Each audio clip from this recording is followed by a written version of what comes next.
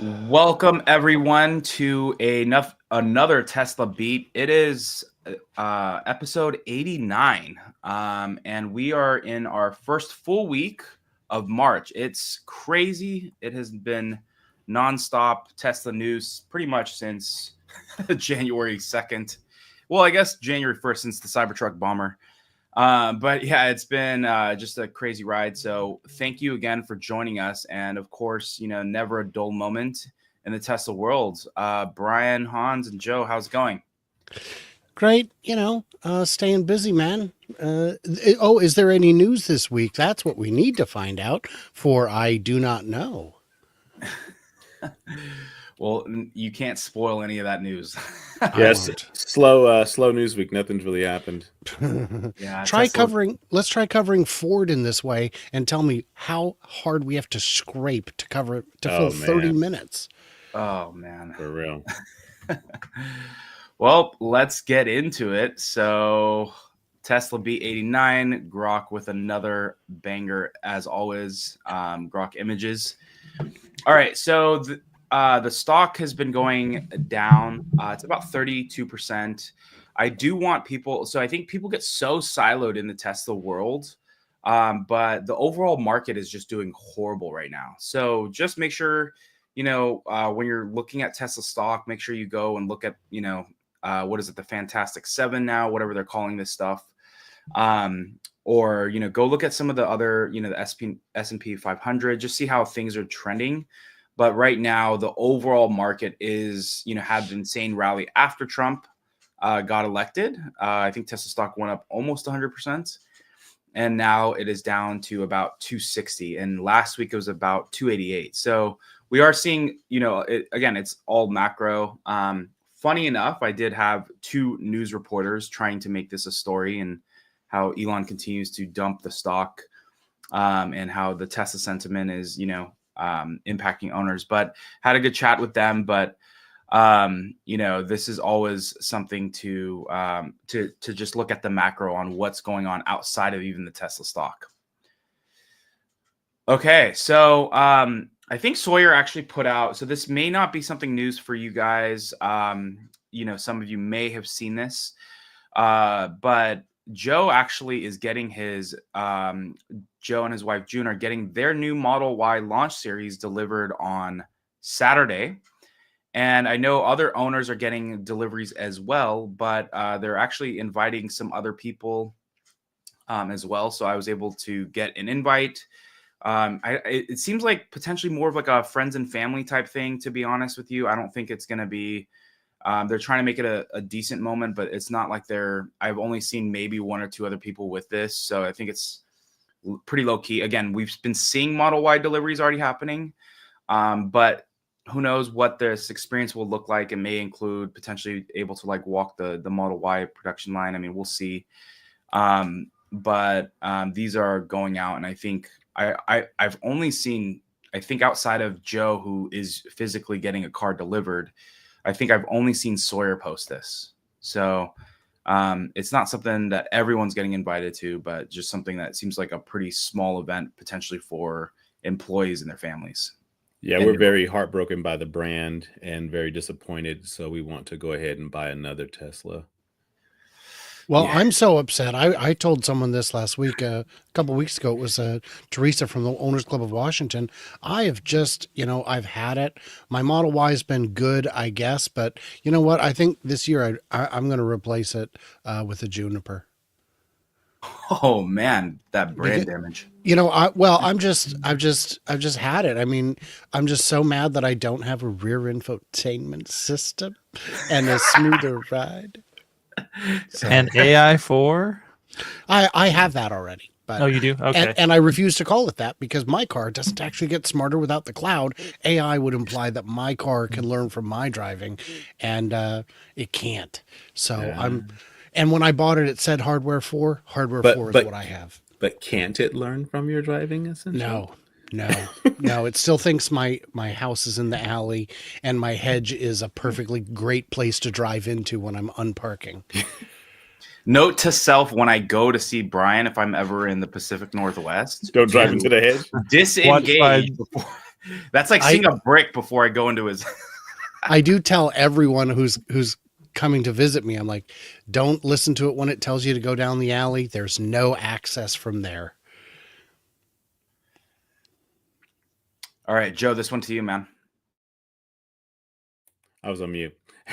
So, Mega Pack factories for everyone. Mega Factory California, Mega Factory Texas, Mega Factory Shanghai.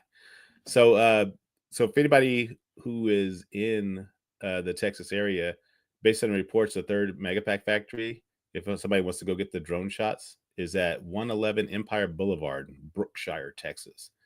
The building that was previously identified as a Tesla warehouse.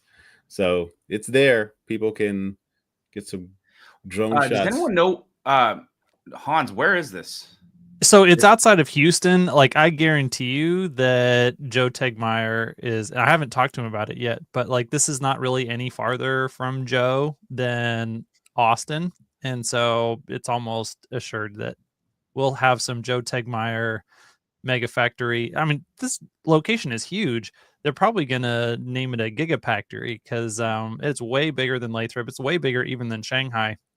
And it's on I-10 west of Houston on a big area where there's tons and tons and tons of giant logistics centers. I think that, I don't know if in that specific location there's an Amazon warehouse, but I know that it's that type of an industrial park where they've got a bunch of those big buildings. And it's going to be a great location for them logistics wise. And it kind of expands their footprint. They've been looking at trying to have this corridor from Mexico up through Austin where they have all kinds of locations set up, and this expands that to the east a little bit. And since Mexico's kind of up in the air, we don't know exactly what's going to happen with that. It may be that all of this stuff gets localized more here in Texas, and the whole corridor just moves north and east. Well, let's talk about, why didn't they build it in Mexico? Well, forget the current political climate. What if everything was smooth sailing and there was no trade disputes or anything like that? What percentage of the cost of a mega pack is labor? The answer is almost zero because it's heavily automated and each one costs a cajillion dollars. So the amount of labor that goes into each one is just about nothing. So it doesn't matter where you build it. It matters where you have access to the bits you need. We know that LG has an LFP plant coming online in the second half of this year that will presumably be selling cells to build the megapacks. I talked to a number of people who said, boy, I live reasonably close to there. Should I buy a drone? Should I go out and follow it? It's not going to be super exciting because they're hermit crabbing their way into an existing building like they did in Lathrop, which for the Megafactory makes sense. You can do it. You don't need the extreme ultra ground up efficiency that you saw with automotive manufacturing. So what you would see, really the information you'd be able to get is, if you were to fly, is how many are in the outbound logistics lot at any given time. And if you wanted to do that real frequently, more than once a week, you'd have a pretty good idea of the production coming out of that facility. But I can see for the next year at least, but probably 2 or 3, that location would be cell constrained because you're not going to just take surplus 4680s and put them in. Those are the high nickel batteries. Those are not right for the application. They're too expensive and you can't charge to 100. They don't have the same cycle life as the LFP. So it's, as a shareholder, it's a very exciting new building. Right. But as a fan of construction, you're not going to see quite as much. And real quick, Brian, while we have you, how many zeros is a cajillion dollars? It is a little over umpteen, but it's like 11. I want to say 11 million, but I'm not sure. That makes sense.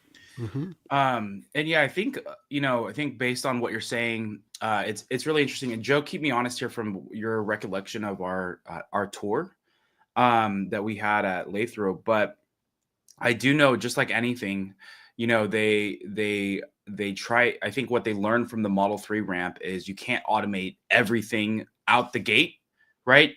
Create the process, have that manual labor involved, and then automate as you go. That's at least what they told us. But yeah, when we went through the Megapack factory, it's crazy because it was originally designed to do 100 megapacks in a week. They're doing 200 out of that factory a week now. And they even have one process that's set up in part of the factory that is potentially, I think it was like the legacy process versus the other one is actually the new process, which should be better, but it has not ramped to outperform one of the other lines in the factory. So it is crazy to see how they ramp, how they innovate. But what's special about the one in Lathrop is the fact that it used to be a JCPenney warehouse. And then it's just crazy how, like, just times have changed, right? Big box retail motor stores, those things are gone now pretty much outside of the couple. And, next thing you literally have from a JCPenney warehouse to now like a Megapack factory. So, and I don't know, but I'm going to go out on a limb and guess that when it was a JCPenney facility, they weren't moving $1 billion a month of retail goods through it. So I think we're seeing a real efficiency of labor, of space, of everything. I mean, but that's Tesla's MO, right? That's the same thing. Their footprint, even at Fremont, makes more dollars than the NUMMI plant did per square foot. So I mean, that's 100%. what they do. Yeah. And I get a lot of comments from people saying, why doesn't Tesla get involved in this or that? All kinds of their pet projects, their things that they love. And the answer is, if Tesla can't disrupt the space, they're not going. They're not going to do it. Yeah, but there's a lot of money. Yeah, but we're talking 2, 3, 4% margins on some of those things. They're not interested. They want to be able to do something radically new and different. And it's like with the lithium refinery in Corpus Christi, Tesla believes that they have a new process that will allow them to extract lithium at the grade that they need for in a significantly simpler and or cheaper way. And that's the only reason they're really getting into it. Otherwise, they would have just bought a lithium company instead of starting from scratch. So yeah, if they can't disrupt it, they're not going to do it. And I just wanted to add 2 more quick follow-ons to that.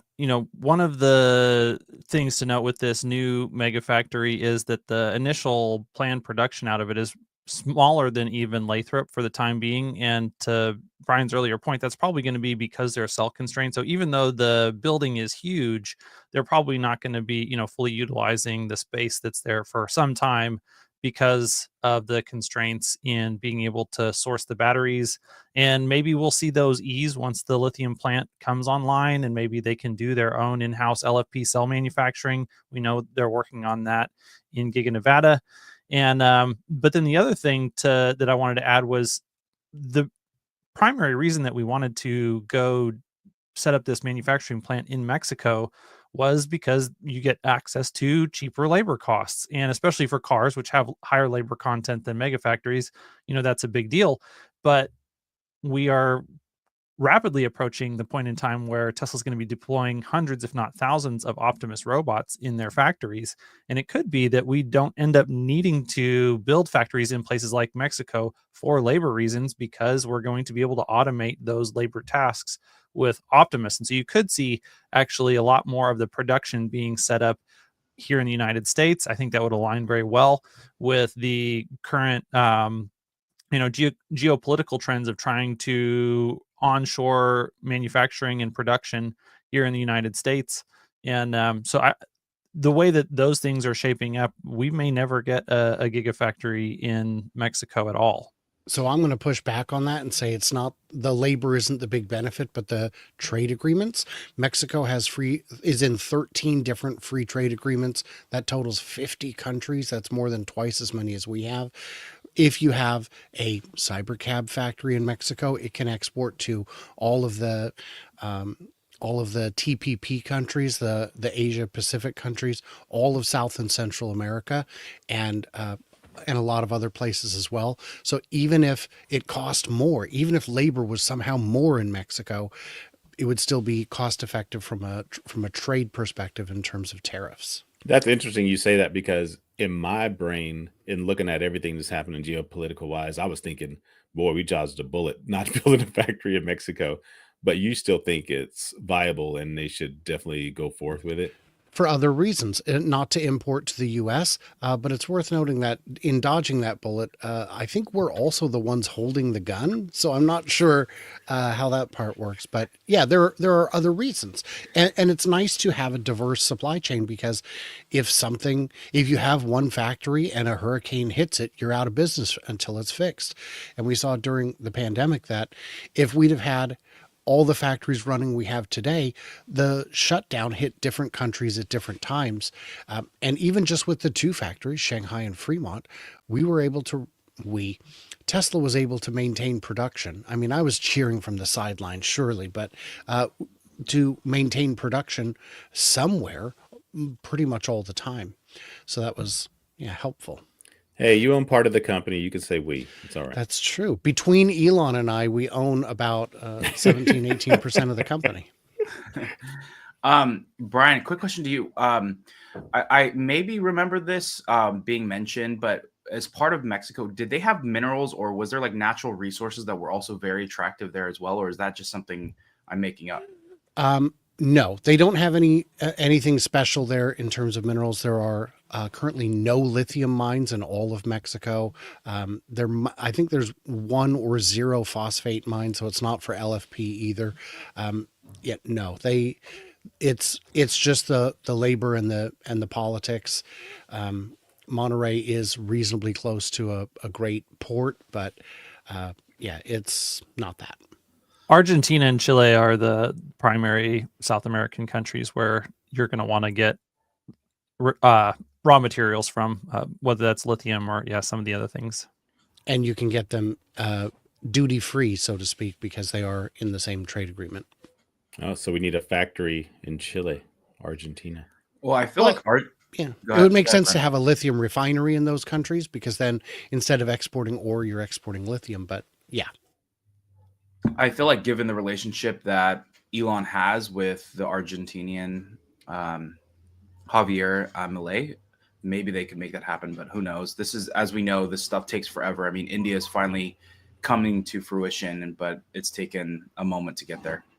Yeah, it's a few years. We knew about that like years ago. All right, Joe, I'm going to throw this one back to you because I have a garbage man outside. Tesla with radar. Believe it or not, there is a 4D imaging sensor in your Tesla. Well, in the Cybertruck and in the new Model Y, and it looks like a cabin radar. First row sensing comes standard with the Model Y, Model 3 Plus Cybertruck, and will be enabled in 2022 Model Y over-the-air update. So that's pretty cool. They had talked about this at our event that we had in Santana Row, which was pretty cool to hear them talk about like the specifics of what it could do, like from heart rates to freaking anything. Like the 4D imaging sensor is pretty robust, and it can sense like way more than you would actually need. But as far as the 2022 Model Y, that cabin radar is not as robust. I mean, it can sense pets and people and things like that, but it's not going to do up to heart rates and things like that the 4D imaging sensor does. But this is still pretty cool that Tesla puts. People got to realize these are things that Tesla includes in vehicles at no additional cost to you, really. Like, and in most cases, some of these vehicles are going down in price, and so you're getting this suite of software and hardware, whether you use it or not. And that's a crazy thing that Tesla has always done. They put loads of things in these vehicles, but whether you use them or not, and I think this is like one of those things that you don't realize you need or would appreciate until you actually need it. Yeah, I think did you guys know about this before? So the first time I heard about this 4D thing was when they shared it at our Model Y event back in, I guess it was January now. And it's interesting that this says it's actually in the Cybertruck as well. So they've been sleeping on this, or it's been in our trucks, since, they started launching this. So I'm personally really excited. And they, at least when they were talking about it, this is a first in the industry for something internally inside a car to be able to detect kind of your weight, size, if you're a kid, not your heart rate, all that other stuff. So it's going to protect a lot of people, again, outside of dog mode. But if you're leaving your kid or something happens, this will act as an additional opportunity for safety as well, right? I think it can call 911 as well for you. It's pretty awesome. I mean, I just love that it really shows how committed Tesla is to safety. Like, there's no reason that any of the other automakers couldn't have tried to do something like this. But like, we all know that none of them are actually going to do it because they are not trying to lead in safety anymore. Pretty much everyone has given up that focus to Tesla, and they just know that Tesla's going to be the safest car on the road. No one else is really even trying at this point in time. And it is cool, like you said, they've been putting these radars in Model Ys for a couple years, and they're going to improve the functionality of 2-year-old cars with this over-the-air software update. This is even separate from just your FSD hardware getting better, but your actual safety in the car. And just to be clear for people, this is a radar that is inside the car just to detect people inside the car. This is not radar that's being necessarily added to your FSD functionality. But yeah, it's just cool culturally to see Tesla continuing to push the boundaries. It's another thing on top of the way that they figured out how to do automatic seatbelt pre-tensioning when they detect that you're about to be in a wreck. And like, there's all these little tiny things that they can tweak because A, they care, and B, they have a fully software defined vehicle that they have access to control every single little piece of electronics on the whole car, fully end to end. They don't have to work with some stupid supplier in Europe who's slow and has proprietary firmware and makes their life difficult. Because they have that ability, they can continue to just innovate in small yet important and safety critical ways for you as a consumer. I'm going to add to what you just said, Hans, because that is all correct and all true. But let's talk about what the complication is. Let's say I'm Ford or GM or Volkswagen and I want to implement this, and I reach out to the supplier and I say I need it to do XYZ, and they'll say, I really don't feel like dealing with it. I don't even know what the volume is. Well, I'm going to buy millions of them. Okay, well, I guess we'll deal with it. So they build it, they make it, they send it to you. You go to validate it and find, actually, I need 0.1 more watts than the harness will handle. Now I've got to reach out to the people who make the harness, and then the ECU might need to be upgraded, the MCU, whatever it may be. And then now I've got 3 different suppliers dealing with it. And then the other suppliers are saying, wait a minute, if you're going to be pulling that power, we need to have a look at the new schematics as well. And that's why even little changes can take years to take place, where Tesla takes a different approach. They do it all in-house. And what you get there is, during the part shortage, we saw they went to order a little controller that handles like the window switches. And the supplier said, don't have it. Just don't have it. And Tesla said, what do you got? And they said, well, we've got this, but it's different. Ship it. Just ship it. Just ship it. It's like, and it's going to take a week and a half to get here. In a week and a half, we'll have it recoded. When it arrives, we'll validate it. And when we run out of the current one next week, we'll just put these in. And they were able to do that 19 times. 19 different chips went into the Teslas. And at the end of it, they came out stronger. They said, we found some things that the chip was too powerful, so we had to do 2 or 3 functions instead of 1. We have fewer chips in the car now because we're using better chips. And that's a very unique thing, at least in Western automotive companies. China, I imagine, has companies nimble enough to do that, but the legacy guys just cannot do it. Yeah, it's pretty wild. Like, Tesla's one of those companies who will they will milk the crap out of efficiency. We talked to their engineers, whether it was the Cybercab or Model Y. It is pretty insane to see how they will do their best to get every efficiency, even if they're breaking records in the industry for that thing. When it comes to just the light turning on, or how long does it stay on before the door closes. And so it is awesome to see, again, all of those things that you guys are mentioning, that they're relentless in pursuit of every metric. And even if they set the bar previously, they're going to go and reset it maybe on the next vehicle that they're working on, or on the current one, because we know the vehicle can change literally while it's on the line. All right, so this is something I think everyone kind of knew, but it was just a cool graphic here.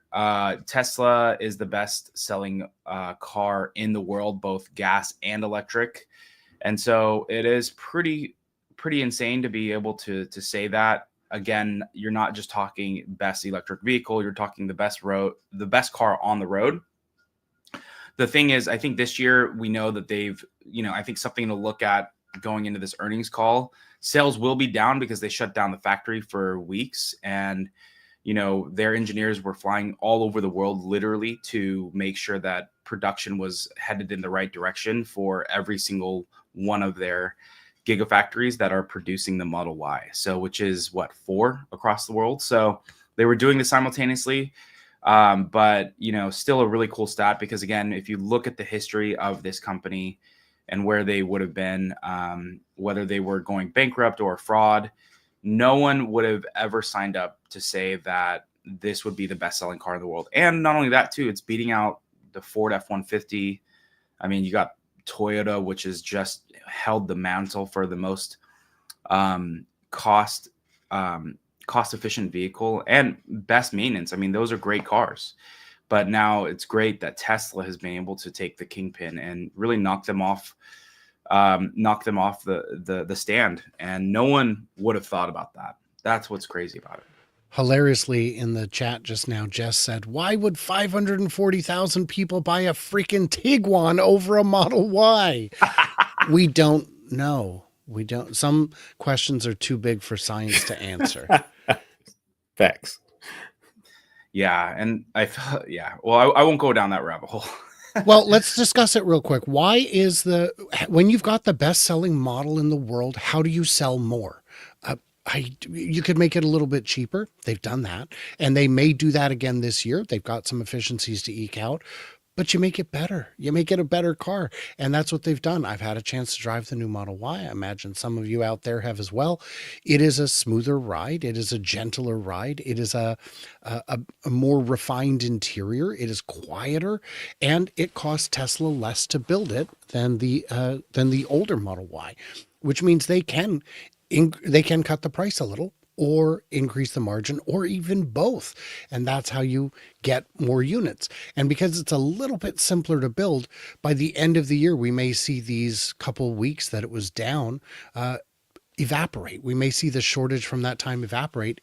It may still be the best-selling car this year, although, of course, being the beginning of March, it is much too soon to say.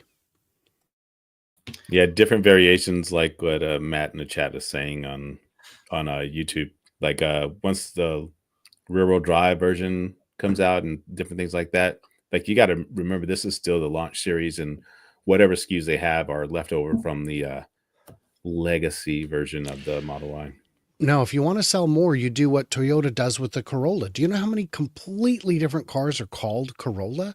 You need to call the S and the Y, or the 3 and the Y, both Corollas, and the S the Corolla Mega. And the Cybertruck, the Corolla CT. Yes. Yeah, they're all the same car, you guys. They're the same car. All right, Joe, this next one's to you, man. So Tesla Japan stopped selling Model S and X. So they are stopping new orders. So whatever they have in inventory is what they're doing.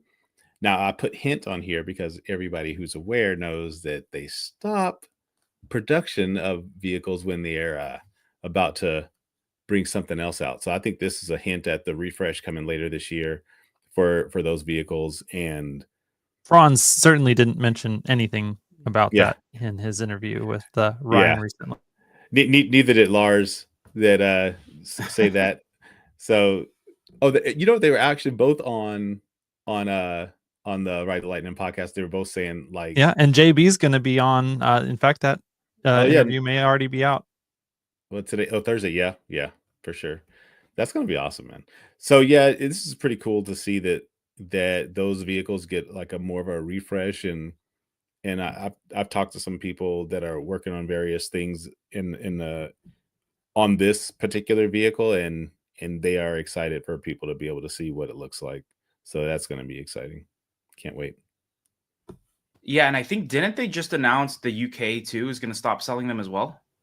I think it was well, it's right-handed, but I think even they were taking left-handed orders. But either way, I think I saw a post about that. Again, I could be wrong here, but yeah, hopefully, I'm excited for the new S and X if and when it does come out, especially. But I think some of these other markets, they're probably just looking at, again, probably when they're going to relaunch, and is it going to make sense to ship them over based on the volume. So very, very exciting time. Imagine a plaid with a light bar or like a fresh back end and or just a sleeker Tycon type look. The good news for drag racers out there is if the new refresh is something truly exciting, that means the older plaids will be on the secondary market at prices that make it hard to resist getting one, just as your weekend drag strip mobile.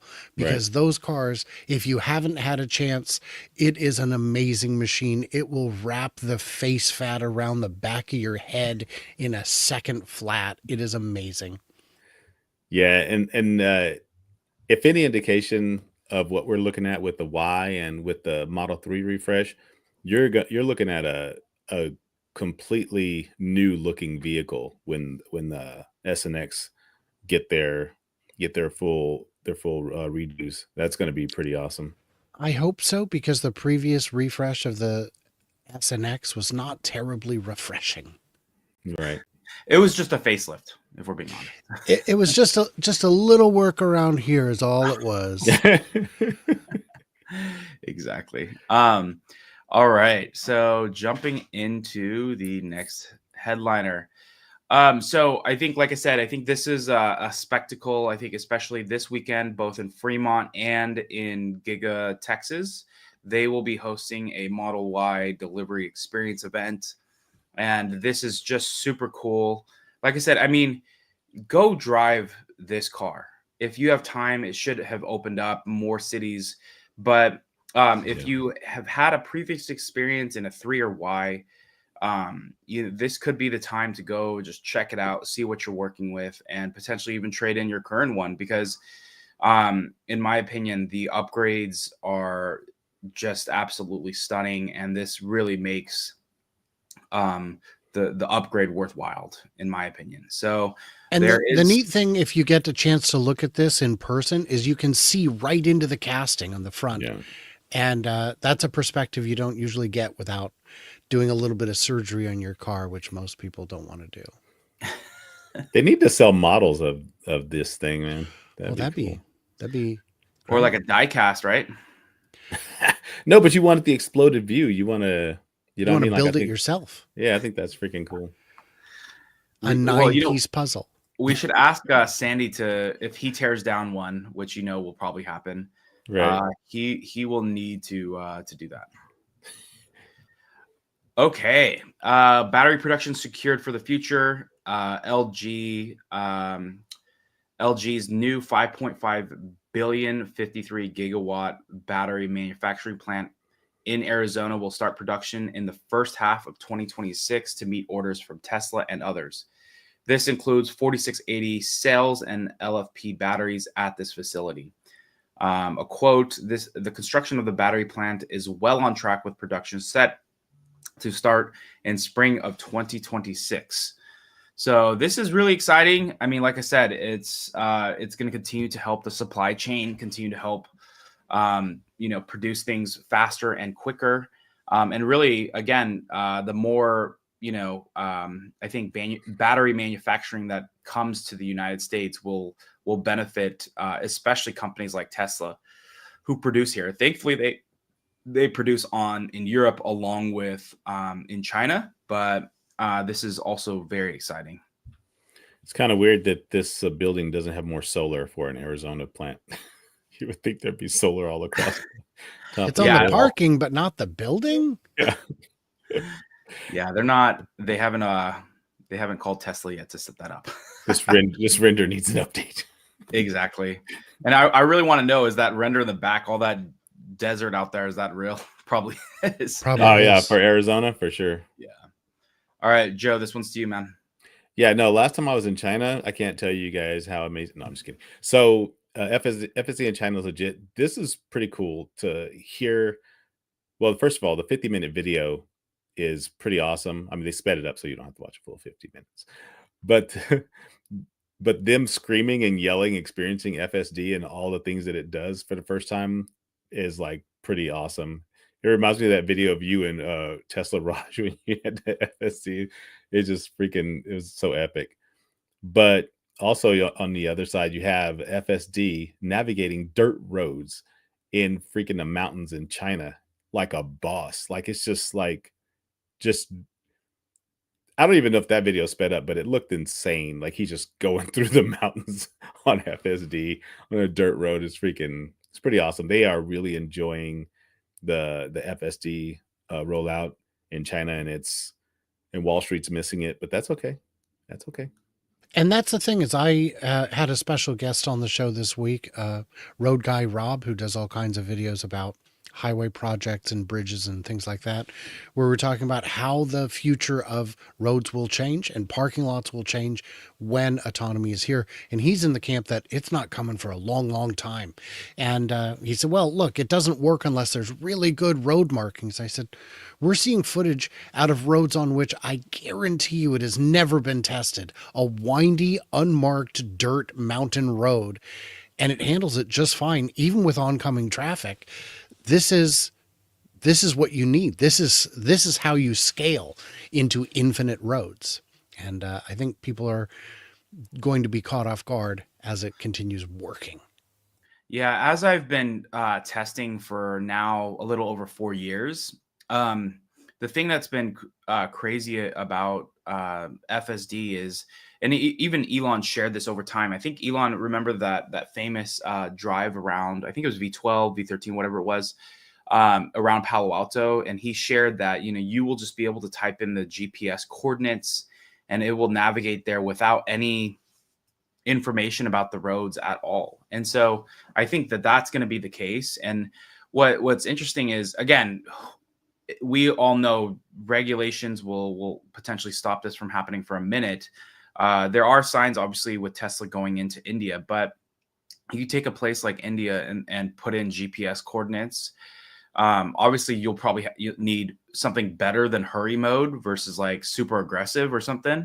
But it may be able to navigate through those, because that's essentially, and imagine even autonomy going through Mumbai or something like that during traffic hour and not having, super well lit lanes and all that other stuff. So could be yeah, I think it's really exciting, especially what we're seeing in China. I'm personally really excited because that's one of the biggest auto market in the world. And so maybe second to India, depending on which one it is, but it really is exciting. And, really, I think the next one's going to be Europe. But for me, China was the next unlocked door.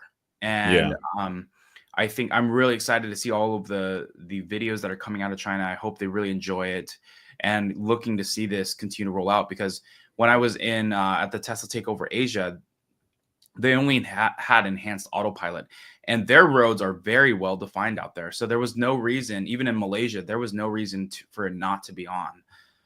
But again, probably regulations. So really, really exciting to see where this all goes. And if you've watched any of those videos in China, it's freaking crazy. I mean, they are people all around the vehicles, like walking, and traffic coming from all different directions, and FSD just navigating through it and just giving people space and inching. It's pretty crazy. Like if you look at some of the China FSD footage, it's freaking wild that it's navigating that. Talking hundreds of people just walking by the vehicle, not caring, and the FSD just navigating through it with oncoming traffic of hella other vehicles. It's pretty wild. It's like trying to drive through a street that is partially closed for a festival. Yeah, exactly.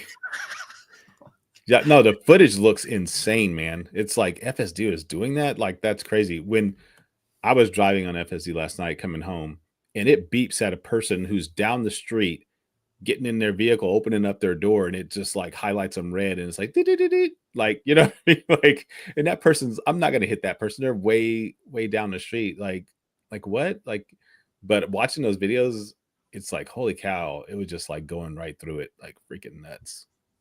Yeah, I don't know what the geo restriction is, if there is any geo restriction right now in China, but man, if there's some, and there probably is content out there, but man, I hope some of these some of the users get to, or testers get to take it out to some of these, like, really rural parts of China. That would be amazing. But again, we'll see. Hopefully we'll find some of that content here on X.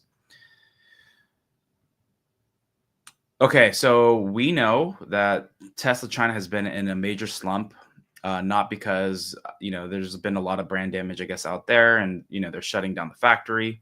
No, well, of course not. But so we do know that they had what was it, Chinese New Year, along with everyone was shutting down.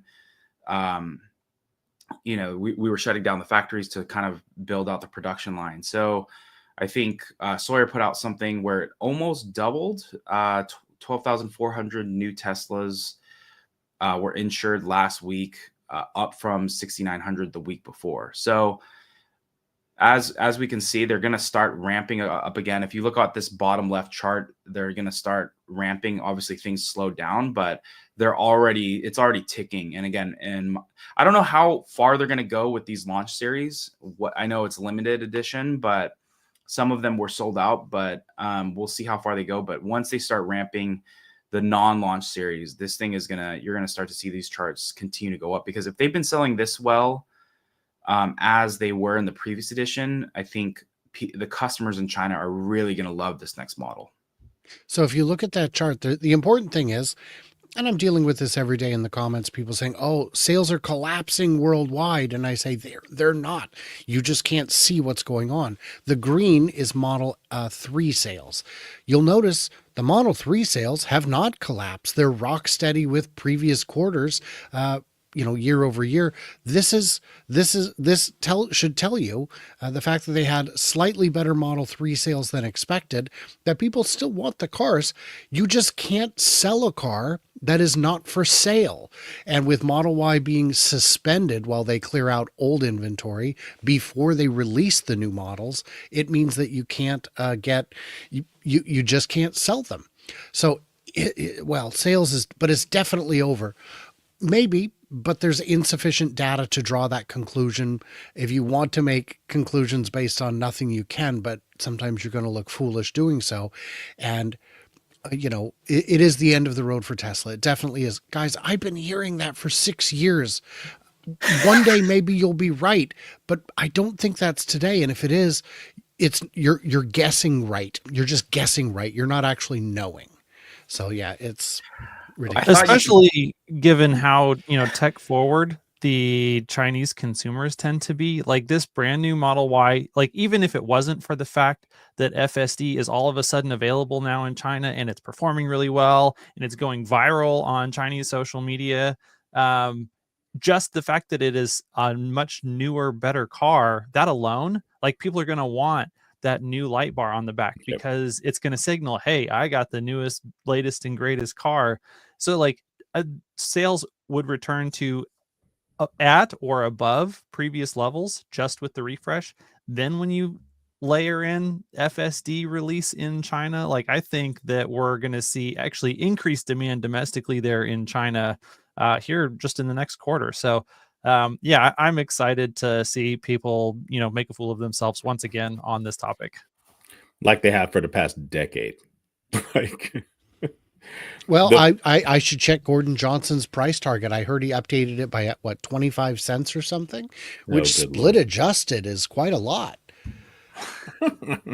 Well, I thought you could sell cars just with the wheels and without the actual vehicle, like Nikola Motors did. But I'm just joking. But yeah, no, I think I even saw something where it wasn't, again, guys, keep me honest here. Wasn't the UK up 20% year over year in their sales? It was 27, I think, very strong. Yeah. And Taiwan, I believe, was up 6,000% over last year, literally like 65. But again, what I like to say is flip the script. Let's say Tesla's sentiment was at an all-time high. Elon's sentiment was at an all-time high world over. He just cured cancer, whatever it is. How would that change the sales of Model Y Juniper in Q1? It wouldn't, it couldn't, it wasn't for sale.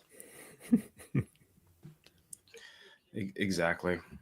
Yeah, it is pretty crazy to see. I think, well, again, this in my opinion, what you're going to see over the next couple of weeks, and I feel like I should clip this soundbite, but long story short, the headlines when this quarter ends are demand is falling, Elon's ruined the brand. That's literally going to be the narrative. So hold tight to your stock. Not that I'm a stock predictor, but just that's going to be literally every headline. Like I said, the stock market has been going down with every other stock, and I have news agencies hitting me up asking for an interview of like, what do you think about Elon driving the stock down? I'm like, have you looked at the other companies? What's happening with them, or how far are they down? Right. And it's just, yeah, go ahead, Brian. Oh, nope. Sorry. I thought you were putting up there. All right, Joe, this next one to you. So this is inside the V4 cabinet. I thought it's pretty cool because now that they are doing the higher rates, it's pretty cool to see like how I don't even know why they would release this, but I guess just to show other people like, hey, make better cabinets because as we know, like some of the other brands are having problems constantly being down or whatever, but maybe they're just trying to help people get educated on making better cabinets for their folks, I guess. I don't know, but I thought this was really cool that Tesla is just always trying to make sure that they always show their hand. And I imagine because by the time you implement this, they'll be on V5 cabinets. It's really gonna make a difference. Also, quick speculation on my part. On there it says pending, and then it has a whole bunch of standards. So I'll bet you what we're seeing here is just like there's going to be a whole bunch of public information once these standards are released, and people who have access already have the release versions of these standards, like the draft versions. And so all this information is public to anyone who's building already, and this is just them sharing it with a more general audience. Good. 100%. All right, Cybertruck Motor Trend Award. We all knew that this was going to be a flop anyways, that this would not be a great driving car. I did post a video yesterday of me selling my Cybertruck, and it was a total clickbait to really walk people through how amazing the truck was. Because, there's a trend of like, I'm selling my car. But if you ever can drive a Cybertruck, do it. The steer-by-wire is yet another example of Tesla's taking chances. The risk-adverse establishments won't. Legacy Auto, as we know, legacy automakers were teasing steer-by-wire concept cars long before Tesla ever existed. Yet the only evidence of that forward thinking on U.S. roads is half-hearted effort from Infinity. Ouch. That's surprising coming from Motor Trend. I feel like that's a pretty daunting thing because, yeah, I think everyone, I say it has steer-by-wire, they're like, oh, dude, like Porsche did that like 20 years ago. I'm like, what do you, yeah, people are just, some of the stuff that they said, they're just really ill-informed. But the Cybertruck really was, in my opinion, it really, like, I think Franz actually went on, what was it?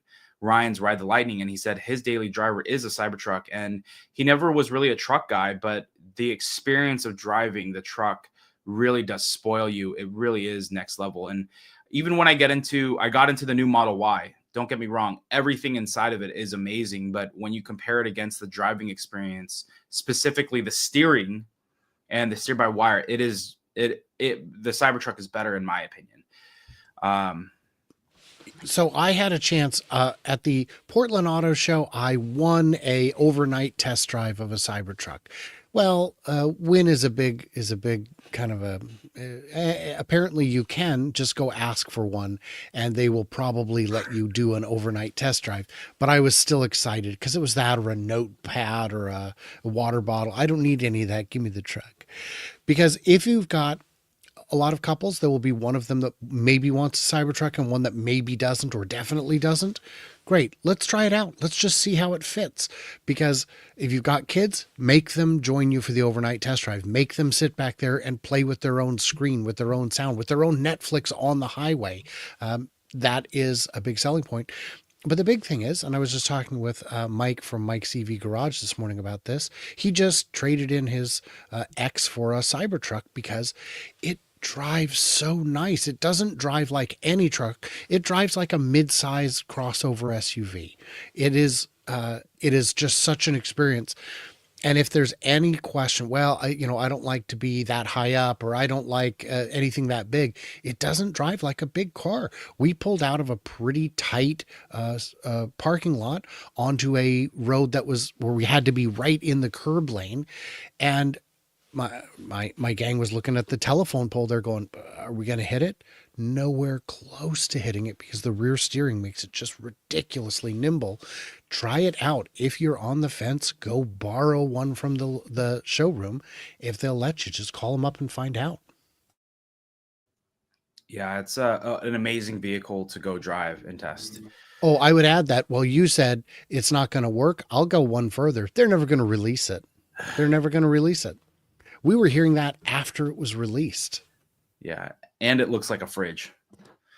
So Yeah, like, and whoa, I mean, go ahead. I'd be interested to see the numbers, but I can't imagine that Tesla hasn't sold more steer-by-wire Cybertrucks than any other steer-by-wire car that, like all other steer-by-wire cars that have ever been sold to customers. I bet you Cybertruck is probably multiple times all other ones. If it hasn't, it's going to be any day. For sure. For sure. Yeah. All right, Joe, this one's to you, man. There's no paint shop needed.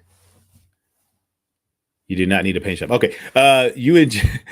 So this is from Lars Morovi. You inject the polyurethane paint at the same time that you make the plastic panels. There's no paint shop with that vehicle.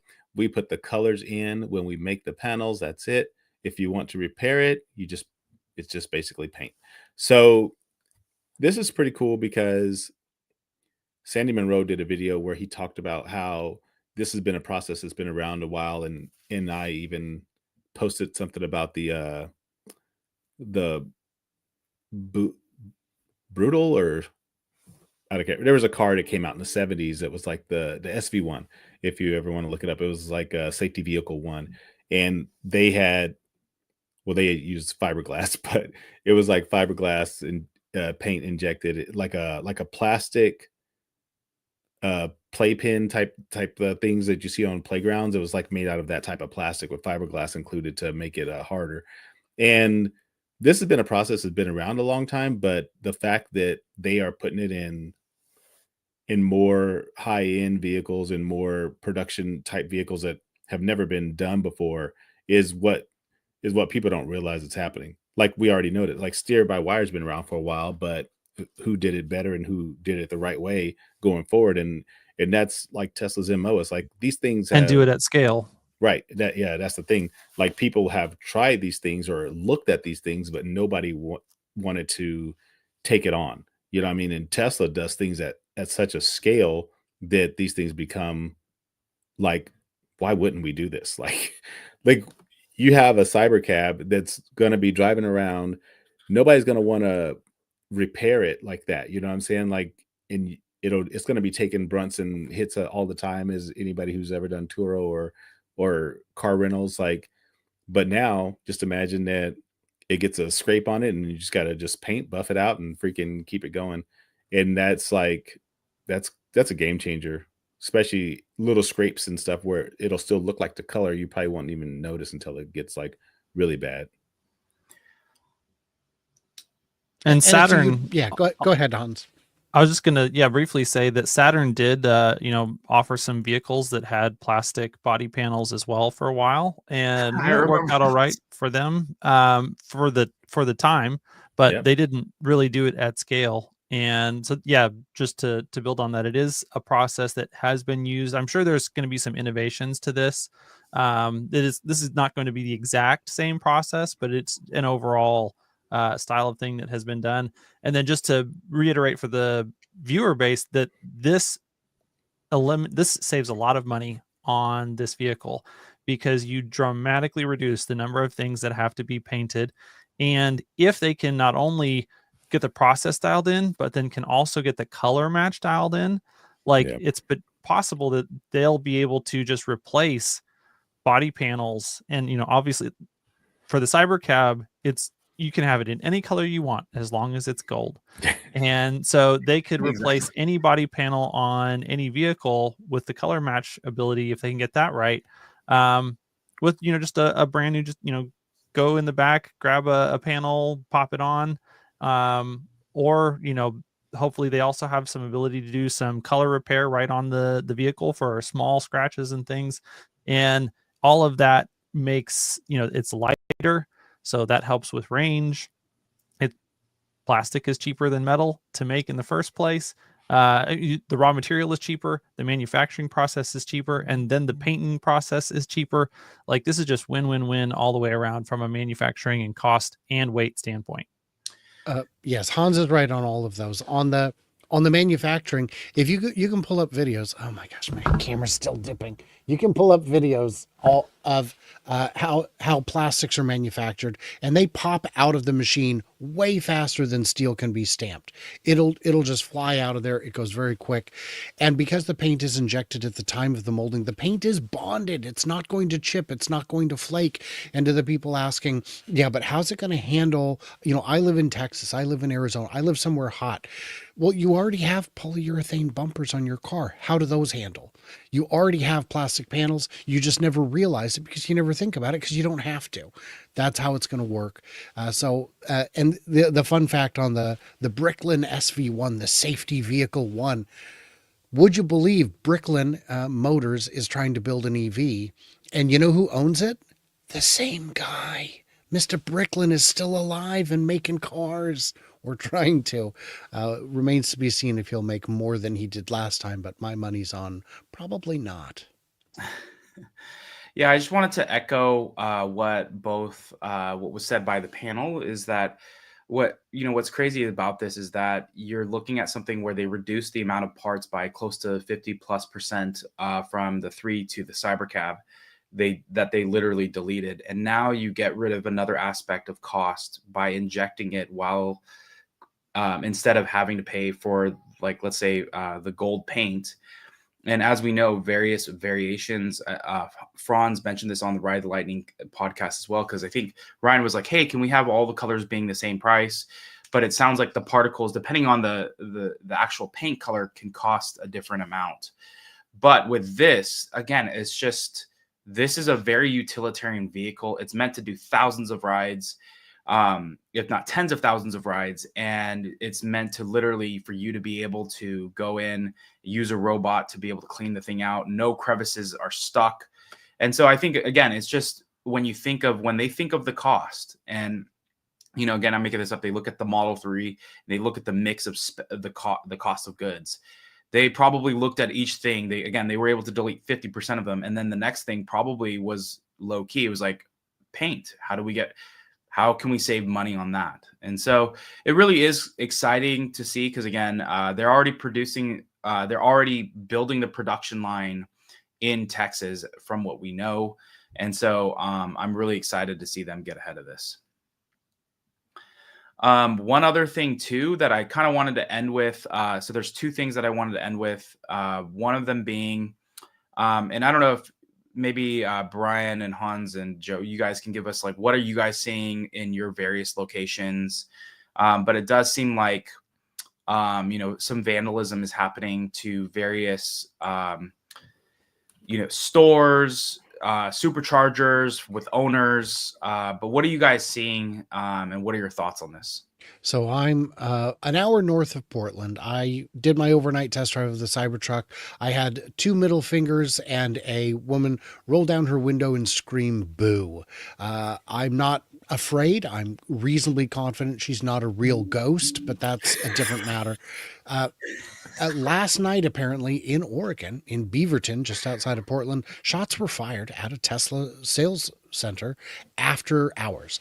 So these acts are not terribly personally violent yet, but if you don't like what Elon's doing, if you think he's committing crimes, the answer to crimes is not more crimes, it's different actions. It's counter crime. So don't commit crimes. I saw a sticker placed in the Northwest group. Someone posted, they put a sticker on their car that said, "You should sell your car."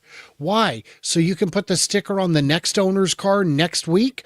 It's the same car. Unless you want people to throw them in the trash, which is desperately irresponsible, stop doing that. You don't know. Maybe the person got the car from someone who shares your outrage at Elon and gave it to someone who didn't have a car at no cost just because I'm done with it. And now you're being a jerk to them. Stop being a jerk. I get that you're angry, but I'm not Elon Musk. I know I get that a lot. I have to clarify, but stop with the crime. Yeah, So I around second here, people are actually more likely to go buy Teslas, give people thumbs up, high fives. Like, this is, it's unfortunate behavior. I would say that this specific behavior is a cancer on society, and like, we need to deal with that. It's just crazy that people are willing to go to such lengths and, to Brian's point, commit literal actual crimes. I hope that the people actually committing crimes are held to account and, prosecuted to the full extent of the law by the authorities. That said, net, I think this is 100% neutral, if not positive, to the brand. I think there's a lot more people left for Tesla to reach as new customers who don't necessarily share those political views. And over the long term, as the prices come down, especially the target market that Tesla is moving into is away from this specific contingent of people. And just to be 100% clear, Hans is against crime, you guys. He's taking a bold stand. We're all taking a bold stand here. Come at us in the comments if you're pro-crime. We will argue. Yeah, the one thing that's been interesting to me, and a lot of us, all 4 of us on this panel, have been in the Tesla space probably 5+ years, if not longer, for some of us. But if you've just been watching the space, I've been watching the space for 7 years now. Nothing's been new. Just the story has been changing over the past 7 years. A year ago, literally, when I bought my Cybertruck, it was, this thing is ugly, it's a fridge. Now, those same amount of I'm getting the same amount of comments, and thankfully, those comments, I approve all these comments, because it triggers the virality of it. So when people are posting that it's ugly or it's a swastika car, I approve it. I don't hide any of that, because those comments drive more views. And, as you interact with it, you're going to see more of my videos. So I'm going to be living rent-free in your mind as you continue to post these comments. But in my opinion, it is never okay to attack someone or touch their property, or put your hands physically on them for a car that they own. And if we want to be consistent, you need to really just go look at the history of Henry C. Ford, BMW, VW, Porsche, and Audi. And yes, those people have been dead for 80 years. But if you want to look at the root of what those companies were and the type of articles they were, it's disgusting. So do not throw and just, it's not your right to put your hands on anybody, their property. Again, peacefully protest, but getting physical is never okay. Brian, did you want to say something? Okay. But yeah, no, I'm nodding in agreement. I think that's all absolutely correct. Yeah. So again, I do feel sympathy for the owners of the cars who now, like, their friends and family or communities are now turning against them because of the vehicle that they have chosen to purchase. And whether that was before or after Elon kind of moved into this realm of politics, it really is unfortunate for them. They're kind of caught in the crossfire. I think I'm in a community where I wouldn't necessarily suffer those types of ramifications. But if I did, I would be okay with it because I actually believe in what Elon's doing. But for those who aren't necessarily on board with what he's doing, I do think that it's an unfortunate situation for them to have to be subjected to all of this and also not necessarily feel like it's worth it because they don't necessarily support what Elon is doing. That's where I wanted to just end with, what is the mission of Tesla? They posted this the other day, and it's just a reminder to those that, one, not only is Tesla employing hardworking Americans, two, it's not just one person. So when you are yelling at someone or standing in front of the store and not letting people in, just realize that, it's not one person. And it's not like they're going to get on the phone and call Elon himself when you've told them something, right? But Tesla's mission is to accelerate the world's transition to a sustainable future, cleaner, more livable cities, and a fully renewable economy that benefits all on Earth. This company is pro-humanity. They are the only reason that electric vehicles are a thing now. They sell the best-selling one. So even if you don't stand with one person at the company, and yes, he's a big prominent figure of the company, it does not mean that you need to shame and treat their employees or even people that own the car. Voice your opinion, move on. But if your identity is wrapped up in destroying this company, you have bigger problems. Making friends today. So, all right. Well, and then the last thing, of course, we didn't get to the Tesla upbeat, but just some exciting stuff happening. We are less than 4 months. Well, I guess we're about 4.5 months. xtakeover.com. We would love to see you. We're going to be celebrating all things sustainability, whether it's Tesla, SpaceX. We have Lars Morovi, who is the SVP of Vehicle Engineering at Tesla, Steve Jurvenson, who is known Elon for 28 years, early investor from Hotmail and Skype days, all the way to all of the Elon companies that he started. So he's going to have some epic stories.